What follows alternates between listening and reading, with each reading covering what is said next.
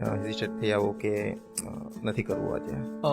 Rescue વખતે mind એટલું set હોય છે કે તમે માનો કે તમે હેરાન થાઓ છો, તમારી અવસ્થા બહુ ખરાબ છે ને તમારી વ્યવસ્થા મારી પાસે કોઈ છે નહીં, એટલે એ વ્યવસ્થા મારી પાસે નથી ને હું તમને માત્ર દેખાડો કરવા માટે હું તમને રેસ્ક્યુ કરું છું, ગાડીમાં બેસાડી બીજી જગ્યાએ પાછો ઉતારી દઉં છું, તો એ મહત્વ નથી. એ એક પ્રકારનું પાપ છે મારી માટે. મને સાંભળવાની ઘણી સારી આદત છે, મને સાંભળવું બહુ ગમે. સામે ટોકીશ કદાચ, પણ દુનિયાના મોટા મોટા સેલ્સમેનથી લઈને મોટા મોટા ગુરુઓ એ જ કહી કે art of listening is the best tool in the world.